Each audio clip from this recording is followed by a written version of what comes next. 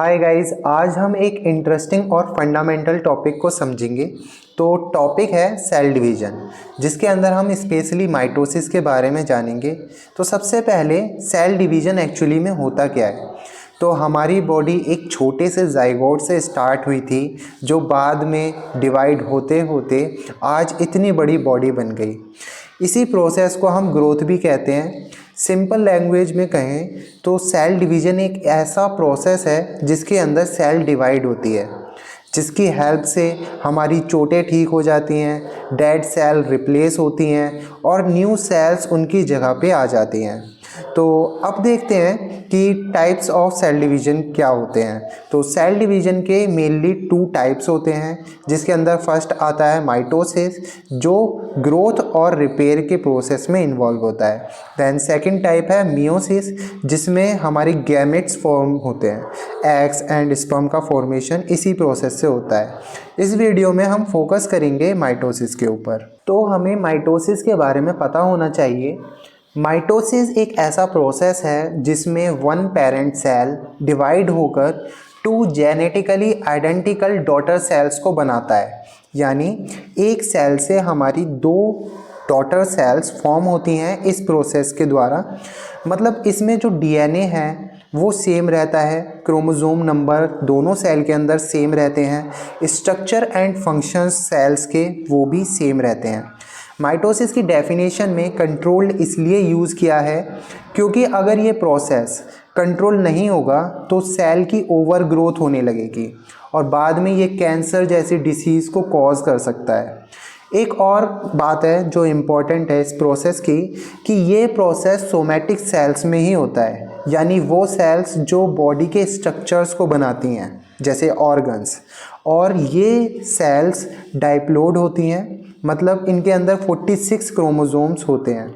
अब देखते हैं कि माइटोसिस इम्पोर्टेंट क्यों है। तो इसका आंसर तुम भी दे सकते हो, क्योंकि अब तक तुम्हें पता लग गया होगा कि माइटोसिस की हेल्प से हमारे वोन्स हील होते हैं, बॉडी ग्रोथ करती है और हमारी जो बॉडी है उसके अंदर जो डेड सेल्स हैं उसका भी रिप्लेसमेंट हमारी माइटोसिस से होता है। इसके बाद शायद तुम्हें पता भी हो कि आरबीसी यानी रेड ब्लड सेल्स, ये जो होती है ये भी इसी प्रोसेस से रिप्लेस होती हैं कंटिन्यूसली। तो अब देखते हैं फेजेस ऑफ माइटोसिस। तो mitosis basically 4 phases and 1 finishing step में होता है। जैसे फर्स्ट फेज है प्रोफेज, देन इसके बाद metaphase, anaphase, telophase, then last में साइटोकाइनेसिस एक फेज होता है जहां हमारी सेल पूरी तरह से डिवाइड हो जाती है। इन्हें समझने से पहले हमारा बेसिक स्ट्रॉन्ग होना चाहिए। तो सबसे पहले हम देखेंगे सेल साइकिल को, कि सेल साइकिल होती क्या है और इसके अंदर माइटोसिस के फेज भी समझ लेंगे। ठीक है, तो सबसे पहले what is cell cycle. Cell cycle simply वो जर्नी है जो एक सेल अपने बर्थ से लेकर नेक्स्ट डिवीज़न तक फॉलो करती है। अगर तुम इसे डिफ़ाइन करो तो हम इसे ऐसे कह सकते हैं कि सेल साइकिल के अंदर ऑर्डरली सीक्वेंस ऑफ इवेंट होते हैं जिससे सेल ग्रोथ करती है, अपने डीएनए को रेप्लिकेट करती है और डिवाइड होती है।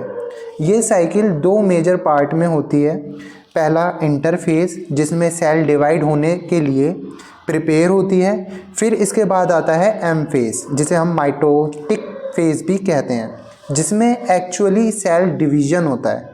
इंटरफेज और एम फेज दोनों को मिला के एक कंप्लीट सेल साइकिल बनती है। ध्यान देने वाली बात यह है कि इंटरफेज काफ़ी लंबा फेज होता है। इसमें ऑलमोस्ट सेल अपना 90 to 95% टाइम देती है अपने आप को प्रिपेयर करने के लिए। इसमें जो सेल होती है एक्चुअली डिवाइड नहीं होती, बस वो सारी चीज़ें गैदर करती है प्रिपरेशन करने के लिए कि वो डिवाइड हो जाए। इंटरफेज को लोग अक्सर रेस्टिंग फेज भी बोलते हैं, लेकिन ये बात सच नहीं है, क्योंकि इसी फेज़ के अंदर हमारी सेल सबसे ज़्यादा मेटाबॉलिकली एक्टिव होती है। वो सभी चीज़ों को इकट्ठा कर रही होती है जो भी डिवाइड होने में उसे चाहिए। ठीक है, तो इंटरफेज के 3 फेजेस होते हैं, G1 phase, S phase, G2 phase.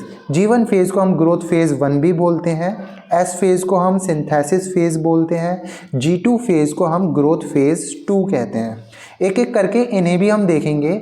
सबसे पहले हम देखते हैं G1 फेज़ को, जिसे ग्रोथ फेज़ 1 कहा जाता है।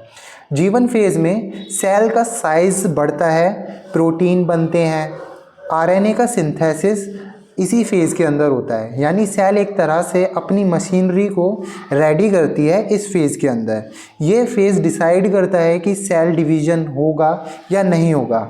इसी फेज़ से हमारा एक और फेज़ जुड़ा हुआ होता है ब्रांचली, जिसे हम G0 फेज़ कहते हैं। G0 फेज़ में ना तो सेल का डिवीज़न होता है, ना डीएनए रेप्लिकेशन होते हैं। बस नॉर्मली जो सेल के फंक्शंस होते हैं वो कंटिन्यू रहते हैं। हर सेल G0 फेज़ में नहीं जाती है, लेकिन कुछ सेल्स परमानेंटली या टेम्परली इसी फेज़ में रहती हैं। कुछ एग्जांपल हैं, जैसे न्यूरॉन की सेल्स एक बार मैच्योर होने के बाद में दोबारा डिवाइड नहीं होती है। ऐसे ही हमारी हार्ट की जो कार्डिक मसल्स होती हैं, उनकी सेल्स हमारी एक बार मैच्योर होने के बाद में डिवाइड नहीं होती हैं। इसके बाद में आता है हमारा नेक्स्ट फेज़, जो कि है S फेज़, जिसे हम सिंथेसिस फेज़ भी कहते हैं। ये फेज़ सबसे ज़्यादा इम्पोर्टेंट है, जहाँ डीएनए का रेप्लिकेशन होता है। इसी फेज़ में जितना डीएनए पेरेंट सेल में होता है, उतना ही डुप्लीकेट कॉपी बनाकर डॉटर सेल के लिए तैयार किया जाता है। जैसे पहले पेरेंट सेल के अंदर 46 क्रोमोसोम थे, तो अब वो इस फेज़ में डबल होकर 92 क्रोमोसोम बन जाते हैं। इसके बाद आता है G2 फेज़, जिसे हम ग्रोथ 2 फेज़ भी कहते हैं। इसमें सेल की जो ग्रोथ होती है वो कंटिन्यू रहती है, और इसी फेज़ में चेकिंग भी होती है कि जो हमारा डीएनए रेप्लिकेट हुआ है वो सही से हुआ है या नहीं हुआ है, प्रोटीन रेडी है या नहीं है डिवाइड होने के लिए। इन सभी फेज़ के बाद अब सेल पूरी तरह से रेडी हो जाती है एक्चुअली में डिवाइड होने के लिए। तो इसी के बाद आता है हमारा M फेज़। तो M फेज़ और माइटोसिस फेज़ का इंट्रोडक्शन हमने इस वीडियो के स्टार्टिंग में भी देखा था, जहां हमने पढ़ा कि माइटोसिस साइंटिफिकली कंट्रोल्ड प्रोसेस होता है, जिसमें एक सेल डिवाइड होकर 2 जेनेटिकली आइडेंटिकल डॉटर सेल को बनाती हैं।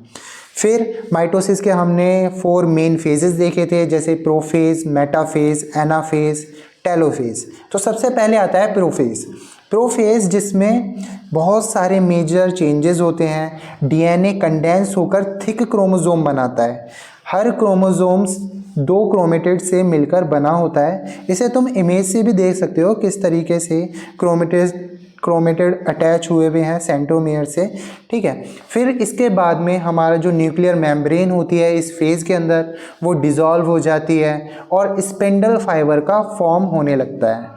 यानी कि स्पिंडल फाइबर्स जो होते हैं वो हमारे इसी फेज़ में फॉर्म होने लगते हैं। फिर इसके बाद आता है हमारा मेटाफेज़। मेटाफेज़ माइटोसिस का सबसे ज़्यादा ऑर्गेनाइज्ड फेज़ होता है। सारे क्रोमोसोम सेल्स के सेंटर पर यानी मेटाफेज प्लेट पर लाइन अप हो जाते हैं और स्पिंडल फाइबर्स उनके सेंट्रोमियर से अटैच हो जाते हैं। ये इसलिए होता है जिससे जो डॉटर सेल है उसे इक्वली क्रोमोसोम सेट मिल सकें। देन इसके बाद में हमारा एनाफेज आता है, जिसमें सिस्टर क्रोमेटिड सेपरेट हो जाते हैं और स्पिंडल फाइबर उन्हें अपोजिट पोल की तरफ पुल करते हैं और अब क्रोमेटिड एक इंडिपेंडेंट क्रोमोसोम बन जाते हैं इस फेज़ के अंदर। इसके बाद आता है टेलोफेज। टेलोफेज इसके अंदर क्रोमोसोम पूरी तरह से पोल्स तक पहुंच जाते हैं। न्यूक्लियर मेम्ब्रेन दोबारा से फॉर्म होने लगती है।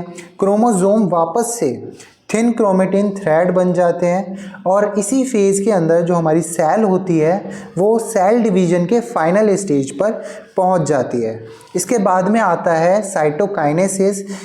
इस फेज़ के अंदर हमारी जो सेल होती है अब पूरी तरीके से एक्चुअली में 2 पार्ट के अंदर डिवाइड होने वाली है।